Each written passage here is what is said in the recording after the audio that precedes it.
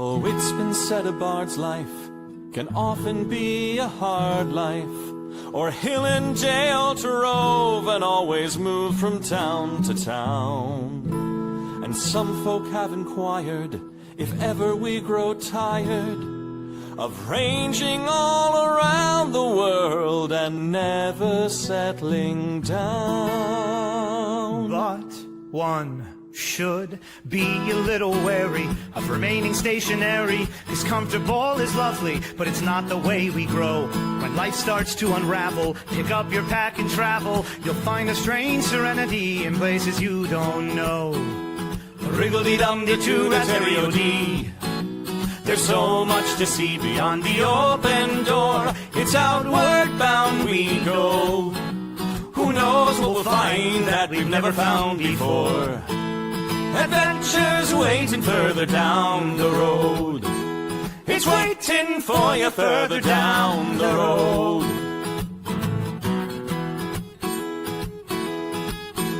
You've got no map for showing which direction you are going. But why start on a journey if you know where it will end? And once you recognize, To anticipate surprise, you'll relish every twist and turn that lies around the bend. Wriggle-dee-dum-dee-doo-dah-terry-o-dee-da-dee-da-dee. There's so much to see beyond the open door. It's outward bound we go. Who knows what we'll find that we've never found before. Adventures waiting further down the road. It's waiting for you further down the road.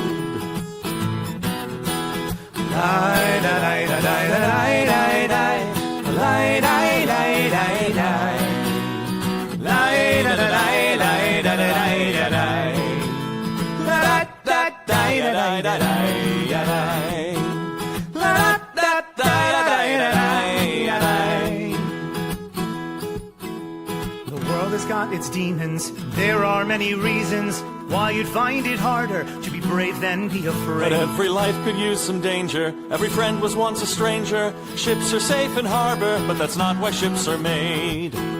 Wriggle-dee-dum-dee-doo-dah-terry-o-dee, dee, a fwit-dee-dee-dee-dee. There's so much to see beyond the open door. It's outward bound we go. Who knows what we'll find that we've never found before. Adventures waiting further down the road. It's waiting for you further down the road.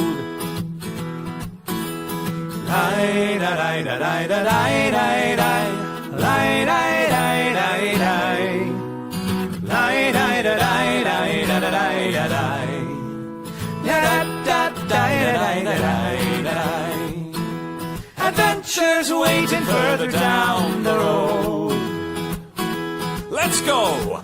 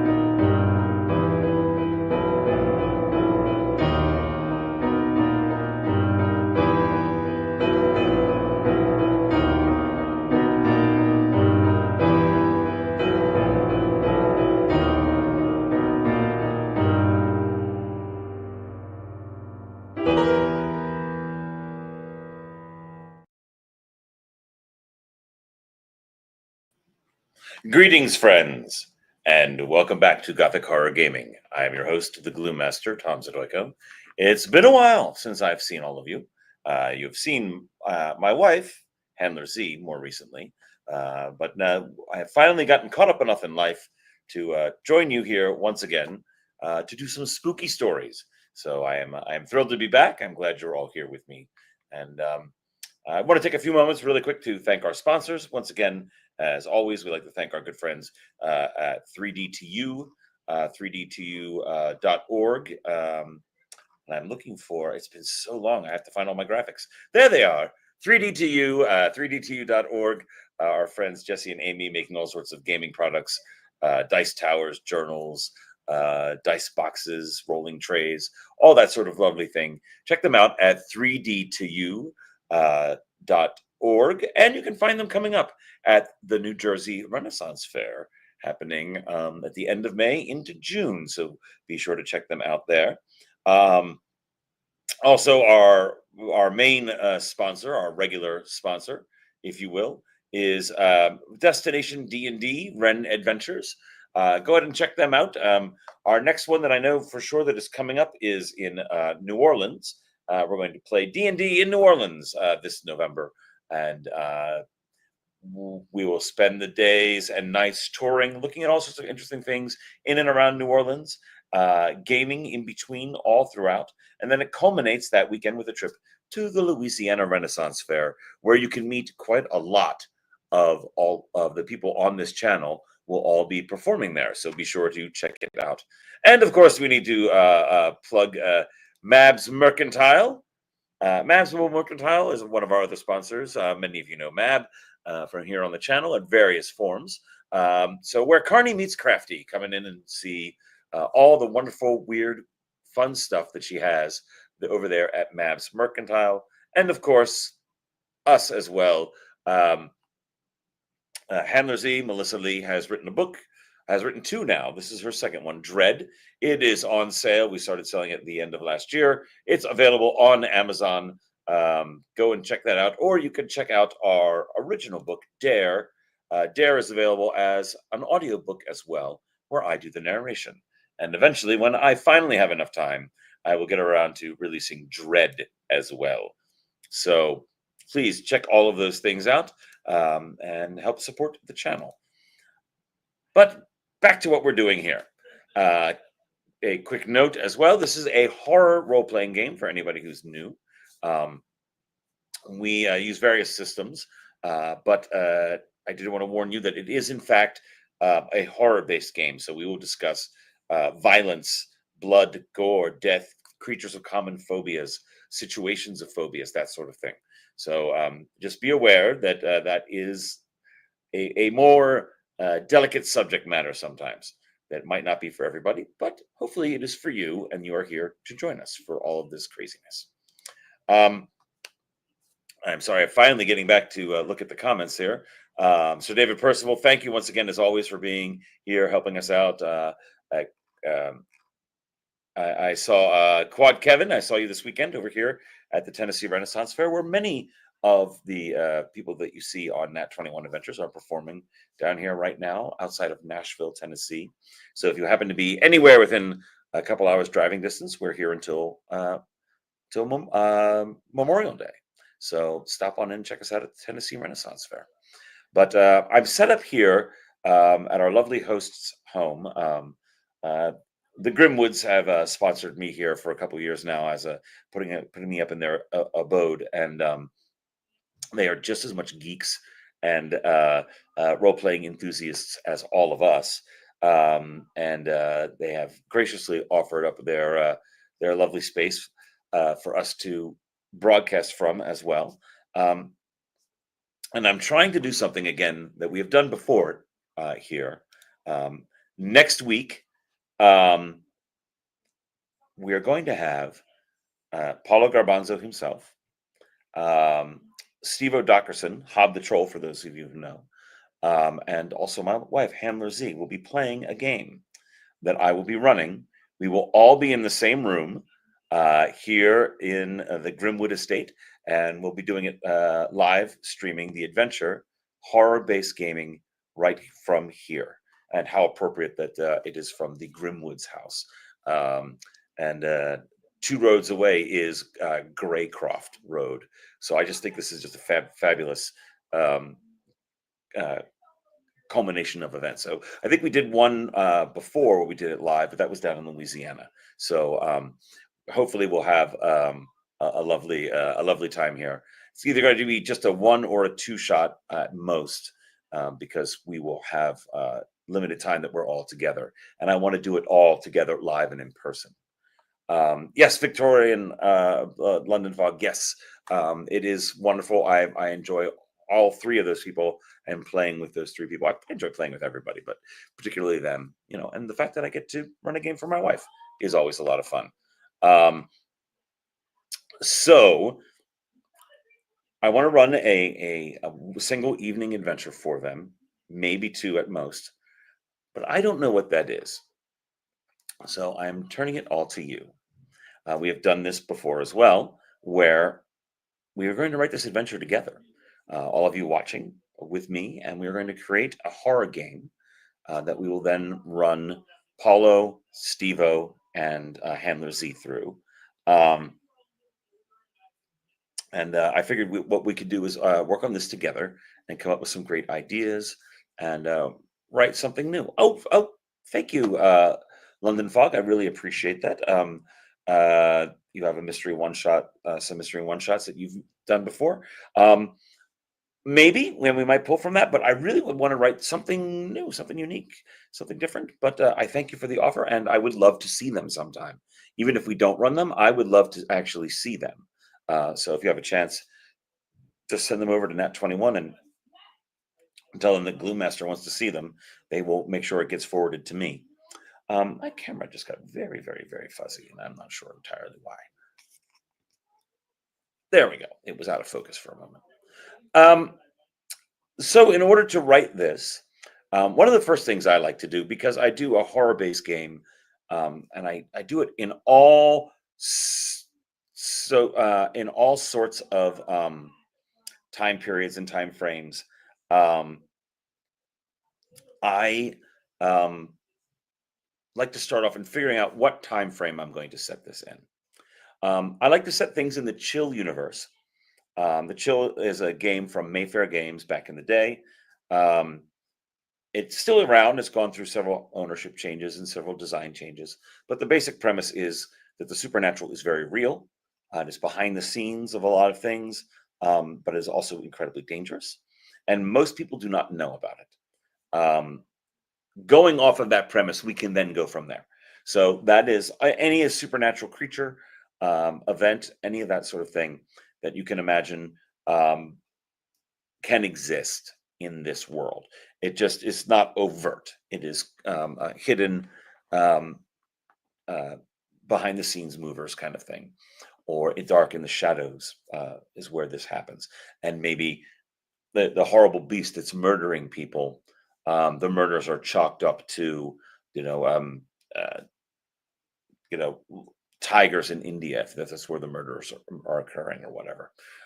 It's always ascribed with a mundane explanation, but really it's the supernatural behind it. So I want to open it up to everybody who's watching now. You can just chime in on your comments, whether you're watching on Twitch or YouTube or Facebook. I can see all of those comments come on in for the live stream. So what time frame do you think our next adventure should be? And I'm really kind of open to whatever. I'm not a big fan of far future stuff, but I could entertain that idea if that is something that everyone is interested in. But what era? Sir David Percival likes the 1880s. Very good. I've set a bunch of stuff in there. Late Victorian period. So that's a possibility. We could do that. I certainly have the outfits for it. I love that time frame as far as style goes. So okay, there's that. 1880s. Does anybody else have a preference? Feel free to comment. The 1980s. Proxima Rising, the 1980s. Interesting. I was but a child then. Turn of the century. Victorian London Fog. Which century? we all got so used to turn of the century being 1900. They could easily be 2000 as well, because that's the turn of a century as well. But I suspect you mean 1900. We could go with a Belle Epoque, which is a piece in Europe that was right before World War One. Ah, yes, exactly. Yes, you just clarified for me. 1900 to 1910. Okay, that's an interesting one as well. All right. If anybody else has something they want to chime in on, as far as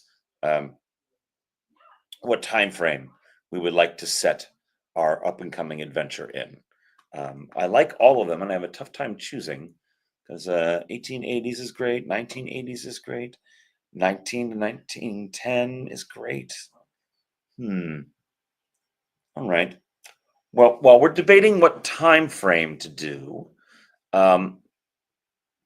where in the world would we like to set it as well? Because that might change our preferences. Um, so David Purcell is jumping in on the 1900s bandwagon as well. All right, all right. Now we seem to be leading that way. Where do we want to set it?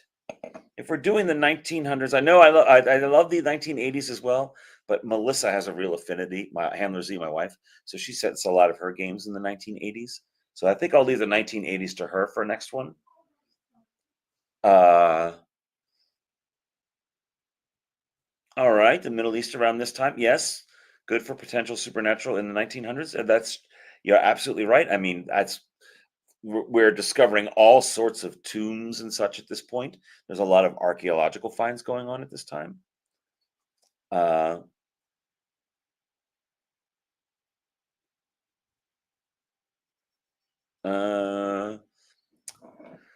Dixon County, Tennessee legend. The White Bluff Screamer. I don't know that one. 1800s for that one.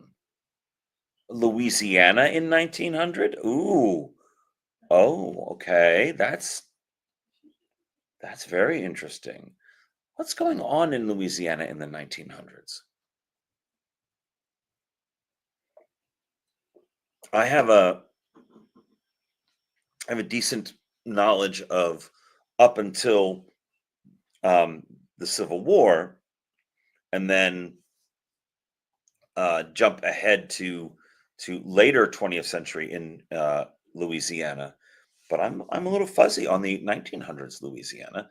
Let's go to the Google. You'll see me staring strangely at the screen here. I'm going to see what's going on in 1900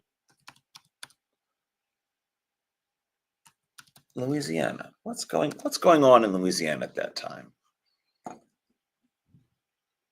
I'm looking at the history of Louisiana.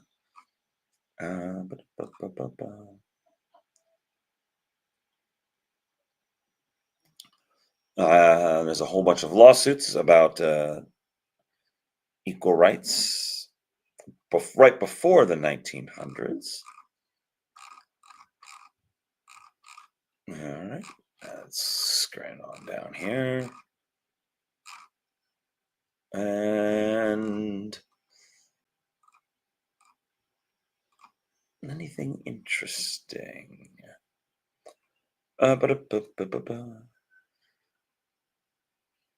Plessy versus Ferguson. It's right there.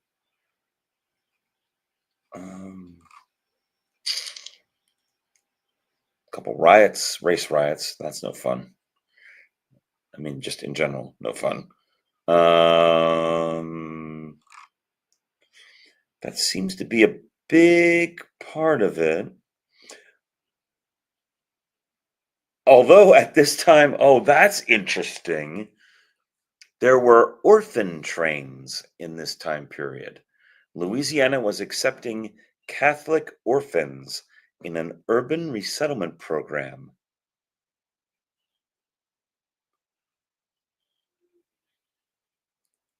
Okay.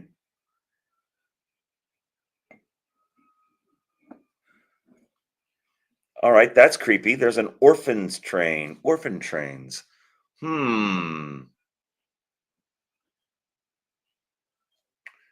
Interesting. What can we do with orphan trains? I'm kind of stuck on that now. That sounds fascinating. Yeah, they were probably not very good things. You're right. You're right, Sir David Percival. I can't imagine that they were good things. Um,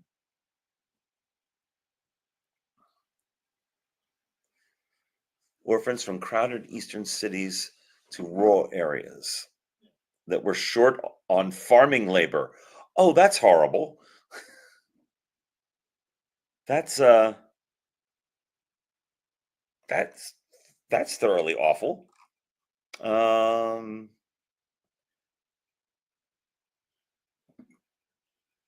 okay, I'm just reading up on orphan trains real quick. I don't know. I don't know.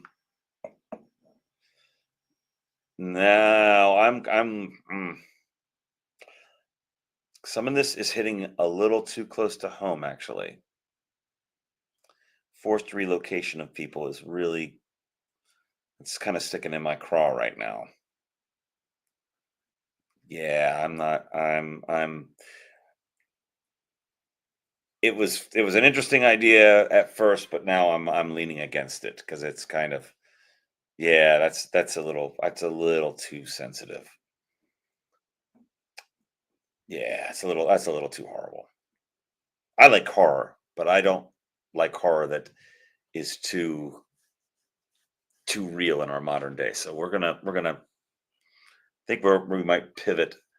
I do like Sir David Percival. You first said 1900 uh, in the Middle East. What Egyptology discoveries were being done um, in 1900? Let's look at 1900 Egypt. Let's look at 1900 Egypt. Uh, do, do, do, do, do. That's what happened in Egypt in the 1900s. All right. Okay.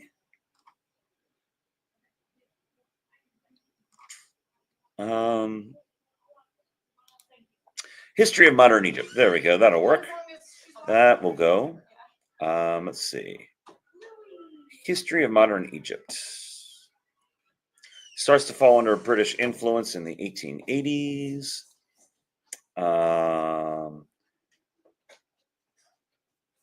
It was also an autonomous vassal state of the Ottoman Empire. Became a full protectorate in 1915, full independence in 1922. Okay.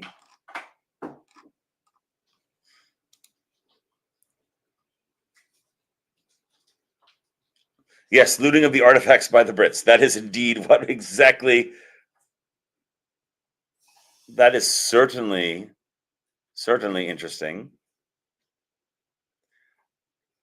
We haven't done one of those yet. We haven't done a. We've danced around mummies. We've danced around Egypt.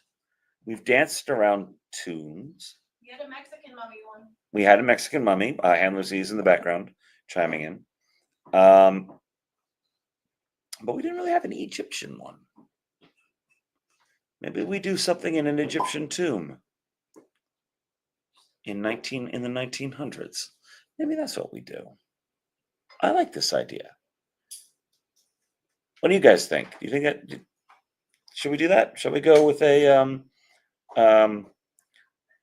like an Egyptology expedition or something that happens with that? Shall we set it in Egypt or in England with Egyptian artifacts? Or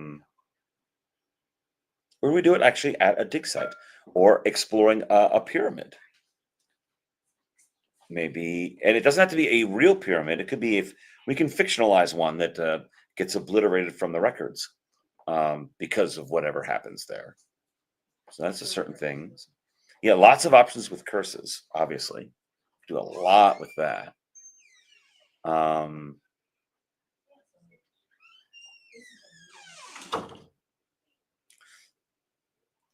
weighing the hearts of the worthy and unworthy. I like this idea. All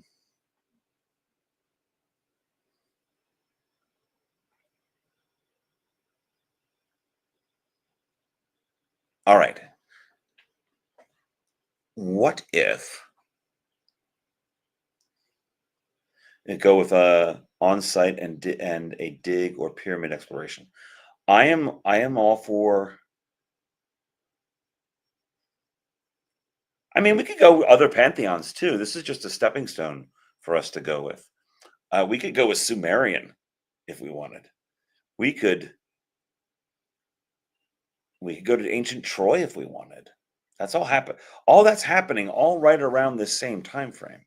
So we go up to Turkey and go to Troy. We could go to, I guess it's the Ottoman Empire at the time. We could do Abyssinian. We could do maybe that's what we do is we go obscure because everyone's expecting Egypt. What if we went Babylonian? They find a Babylonian ziggurat or a Sumerian. What if we get some of the Legend of Gilgamesh in here somehow? That's interesting thought too. That sounds cool. You mean like the Babylonian Victorian London fog?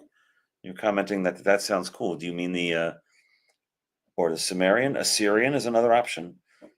Yeah, there's all those empires just overlapped each other and were all right on top of each other until the Bronze Age collapse.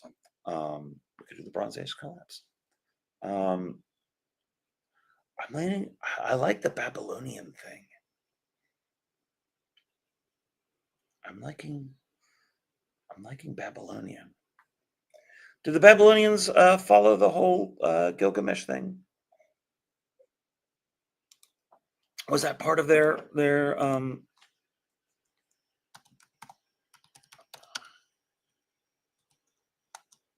let's look at Babylonian and yep, no, Gilgamesh is absolutely Babylonian in origin. The Epic of Gilgamesh. All right. Okay. All right. We're gonna go with. I love this idea. How about? I'm gonna make a note here. All right. Discovery of Gilgamesh related horror 1900s. Okay. So we'll do that. Yeah, I couldn't remember if Gilgamesh was Babylonian or Sumerian, but it is Babylonian from my initial scan thereof. Now he does a whole bunch of stuff in the Epic of Gilgamesh.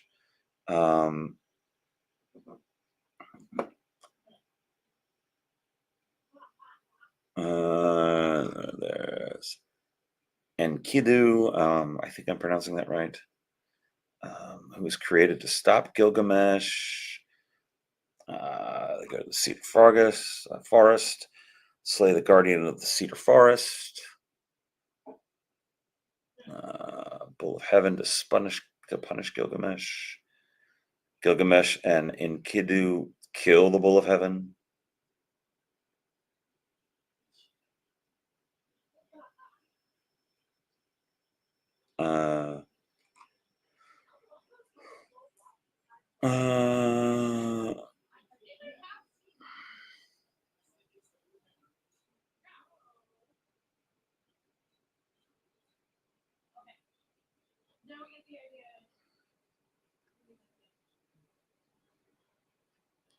Okay, so the end of the Epic of Gilgamesh.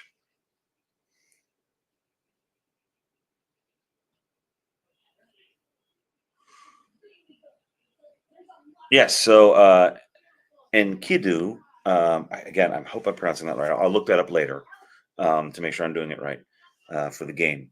But Key was originally created as a wild man to stop Gilgamesh. They fought. They ended up becoming friends after their fight.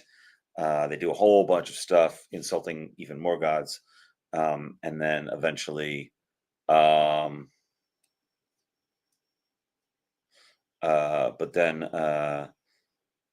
they insulted the gods by thwarting them by working together, the gods killed Enkidu with a fatal disease, and then the rest of the epic of Gilgamesh is Gilgamesh going out and looking for the secret of eternal life, and at the end, he is told that eternal life is not for man, that death is his share, essentially. So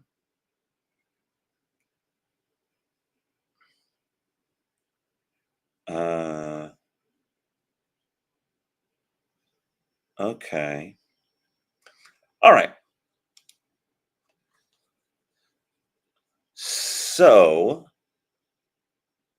we could have our players be part of an archaeological team, as Victorian London Fog suggested.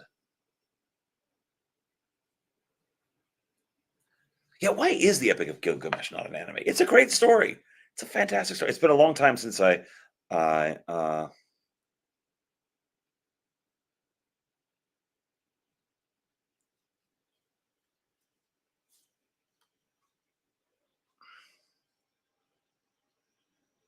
yeah. Ooh, what's that curse, Monroe Max? Where's that curse from?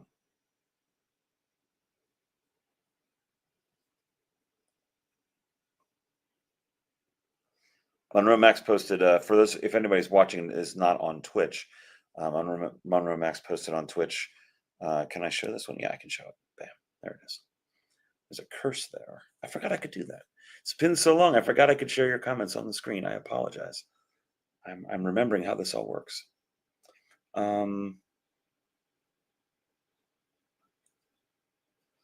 It's a cool curse. Is that from somewhere specific? Or is it something that we've...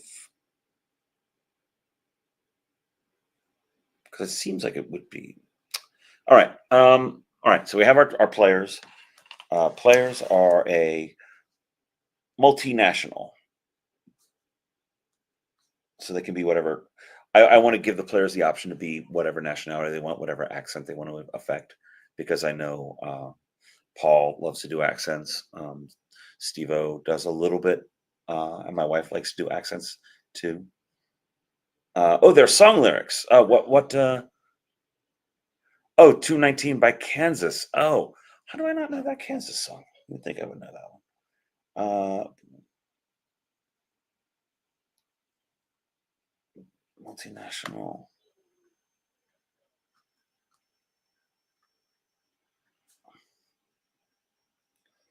All right. So our players are part of an archaeological dig, and perhaps they will find. Okay, the first fragments were Assyrian that were found in the 1850s. They were studied in the 1860s and 1870s at the British Museum. 1891. In 1900, a comprehensive edition was found. Was not found, but was written, was created. All right. So in 1900,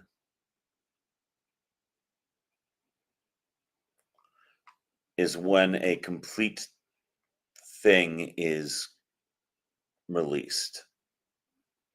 All right.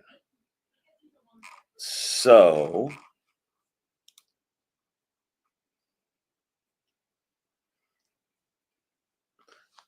so the Epic of Gilgamesh is known at this point. Our players are on an archaeological dig. So are they? They are.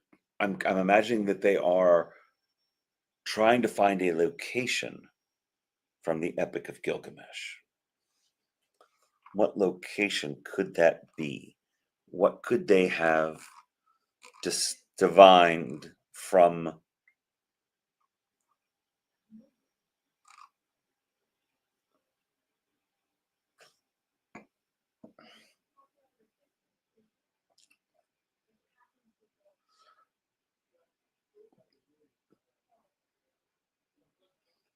Could it be? What happens to? If anybody knows, feel free to chime in. What happens to Enkidu when he dies? Is he buried? Could they be looking for a tomb of him?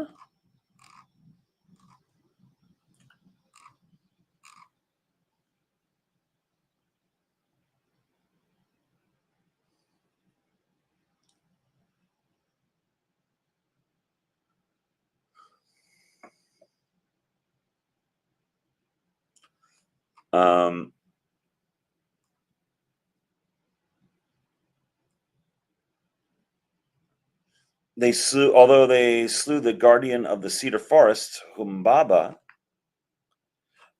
Oh, could we have the guardians of the forest, Humbaba? Oh, he's also known as Huwawa. So I guess it's depending on who's translating it. All right, I think we're onto something here.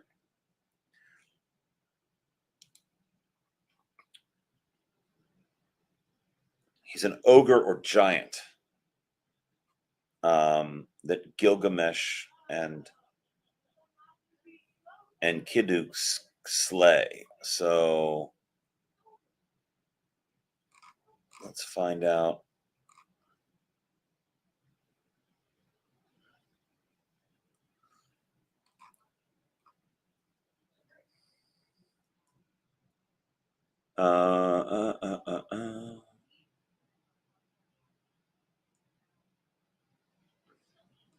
Sorry, I'm scanning this as fast as I can to find what I can out of it.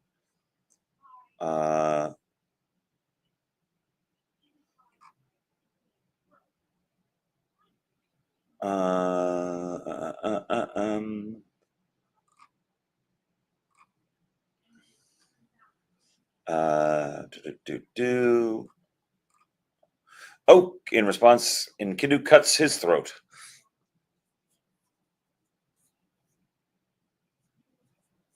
And he cuts off the head and places it in a leather bag. They take the trophy to the god Enlil, which angers him.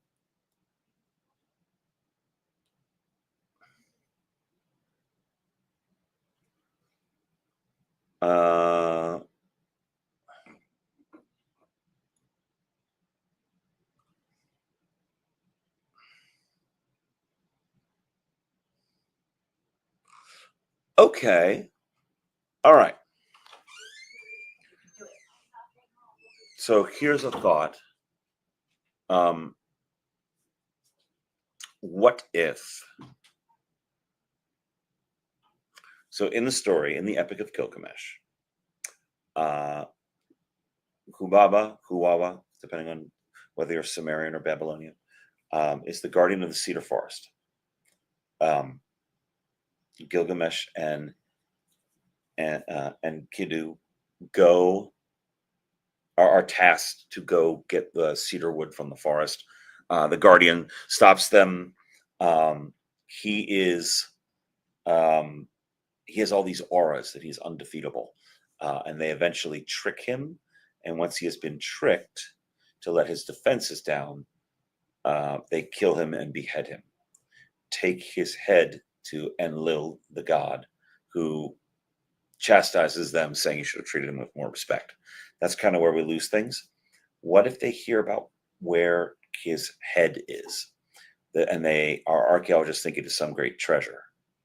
So they are looking for the head of Humbaba. What do you think of that? And then the head of Humbaba actually turns out to be not a metaphorical treasure, but the monster's actual head that then reanimates. What do we think of that? I put it to all of you to chime in the comments if you think that's an interesting take. Because then there's our end bad guy. Is they think they grabbed this relic, but it turns out to be the actual head of the monster that then revives their interference, revives the monster, and they either have to defeat it or they have to flee from it. And I put that out to all of you. What do you think? I'm imagining that many of you are right now frantically combing through Google and Wikipedia looking at the Epic of Gilgamesh, which is what I just did. So I kind of like the idea of involving Humbaba somehow.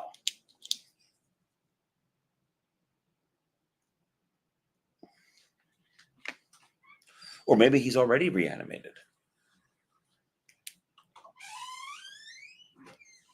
I'll give you all a few minutes to peruse through and tell me what you think. Hi, Cellier. Oh, that's a great idea, Sir David Percival.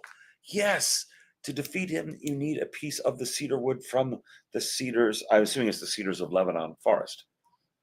Ironically, not far from where I am in Tennessee right now, there is also a Cedars of Lebanon forest state park, which I find very amusing. So, little local tie-in. How serendipitous.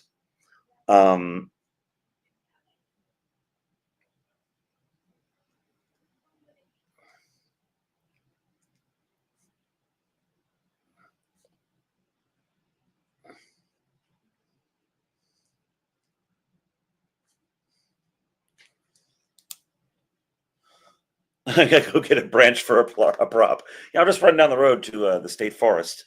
I'm sure they won't mind.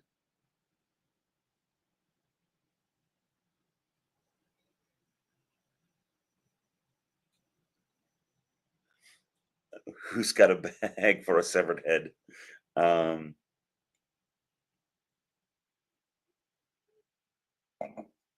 Good point, Monroe Max. Yeah, the cedars are long gone. So they'd have to find some in a tomb somewhere.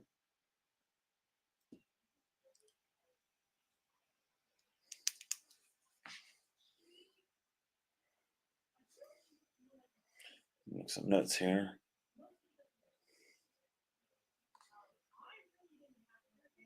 All right. Okay, so we have our main bad guy at the end, and we have how they have to defeat him at the end. How do we get there? How do they get stuck in this mess to begin with?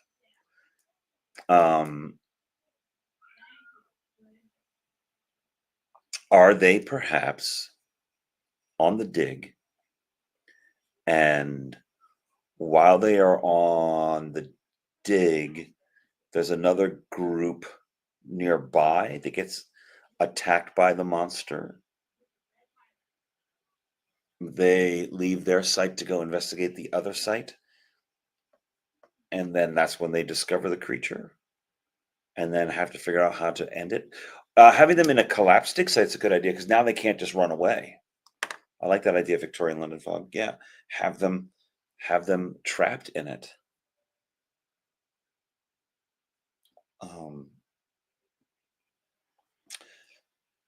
Or maybe Humbaba is. Yes, you are hearing Baby Bat in the background. They are in the other room, watching Bluey, as is right and proper.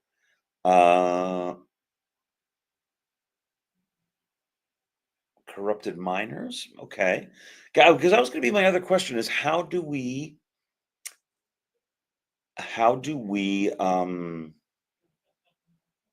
have some lower level adversaries before we get to the big bad. So it's not just one. I like to have like at least two encounters that are of a physical confrontation. Um, and so that would give us our two. Thanks, Proxima Rising. That's a good idea. All right. All right. So I'm getting an idea of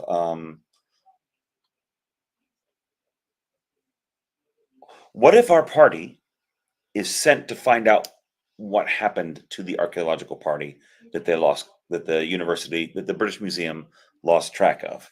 All right, let me write this down here. What to do. All right, so British Museum lost contact with Babylonian expedition.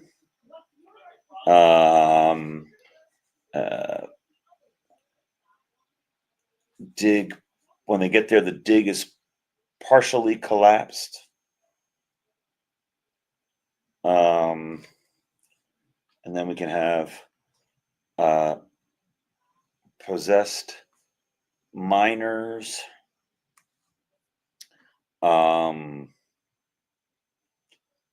We could find, they can in their journeying into this, they can discover fragments of the Epic of Gilgamesh in order to give them clues.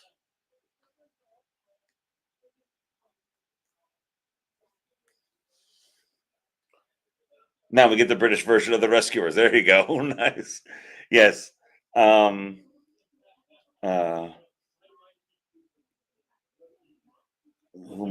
is Humbaba's head.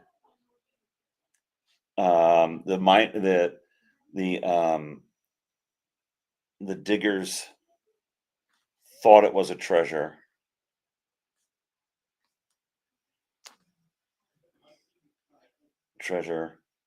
Actually the monster.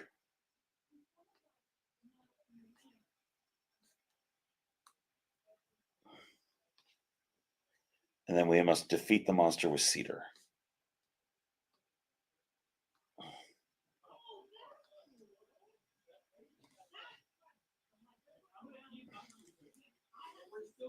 Make everyone a mouse. We could really do the Rescuers then, couldn't we?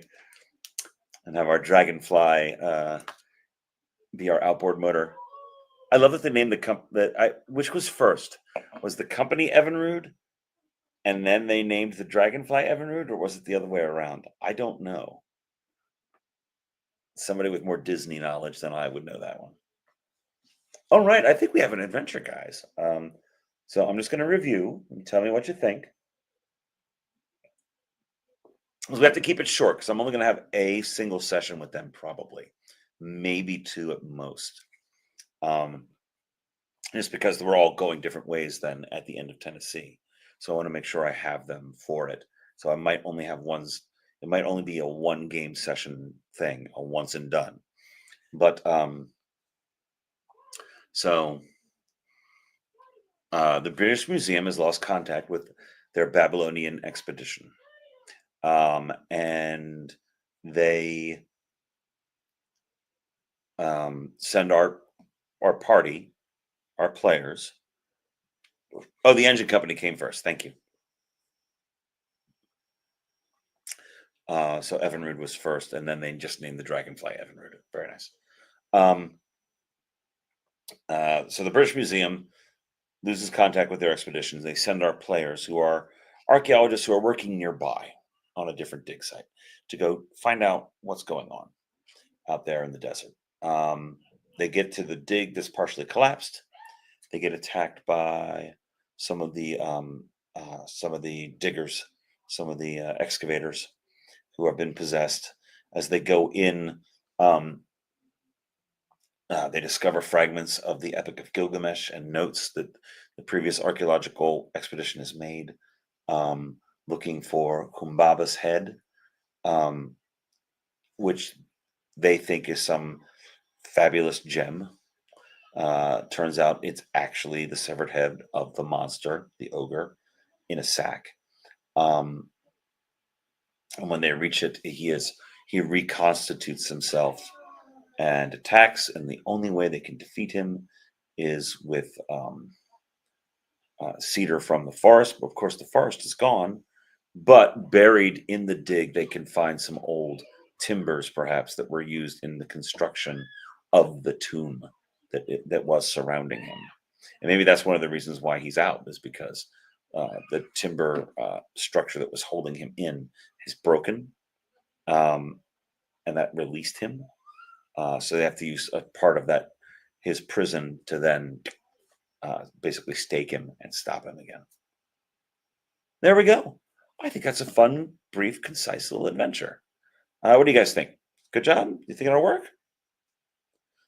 Chime in real quick if you have a moment. I don't want to take up too much time this evening, because now I've got a lot of homework to do to make this work. All right.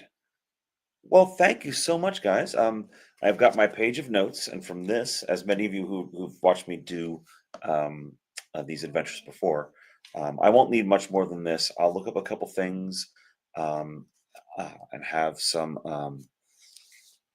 wiki and various other Google ads brought up and ready to go. I'll do some research to find out like where the Cedars of Lebanon actually were, and we'll set the adventure in and around that area in the early 1900s, before the outbreak of World War I, and then we'll go from there. My wife is yelling in the other room, not in a horrible way, but in a fun way with the child. So I should probably go and check in on them. There's another reason why, unfortunately, I need to bring this up a little bit short tonight. But guys, thank you so much for helping me write this. I'm going to flesh it out. And next week, we'll have Paulo, we'll have Handler Z, and we'll have Steve-O in here. And we'll run them through it, and we'll see how it turns out. So tell your friends that we're going to actually run the game next week, the games that you guys helped write. We'll put it back out here on the channel. Before I go, thank you, Victorian London Fog. Thank you, Sally Ye, Quad Kevin, Monroe Max, Sir David Percival, all of our other friends who have joined us here today. I don't have a Twitch screen pulled up, so I can't see exactly. Proxima Rising. Thank you all for joining me on this. I know I've been gone for a while, had a lot going on. None of it bad, just very busy.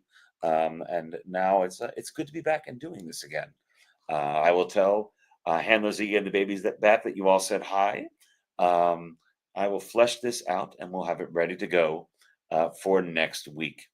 I'd like to take a quick moment to thank all of our sponsors once again, really fast. 3D2U, 3D2U.org, with all their lovely gaming products. Run Adventures and Destination D&D. Be sure to check them out. They actually are going to Muncaster Castle, I believe, again. So look into that as well. Mad Mercantile. Please help Mab out. Go ahead and check out her things. Oh, and thank you to David Percival for putting all those things in the chat right over there. If you happen to find yourself in the Tennessee area, Middle Tennessee area, many of us are here at the Tennessee Renaissance Fair through Memorial Day, Saturdays and Sundays, and Memorial Day Monday.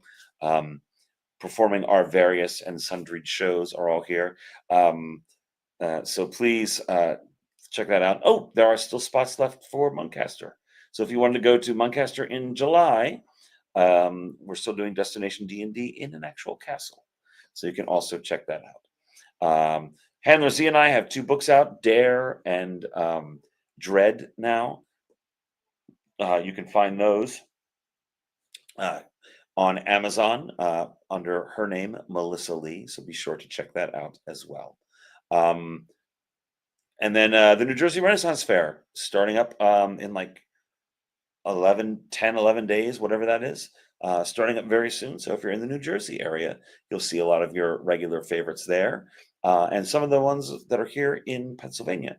Well, then, Pennsylvania, here in Tennessee will then be going up to New Jersey to do that fair as well. So you can possibly catch them in both places, depending on where you are and who you are. Thank you so much, everyone, for joining us. And until next week, we will see you all again, and we will run our players through. Don't tell them what we talked about, and we'll have some surprises. So until then, thank you so much, everybody, and have a wonderful evening.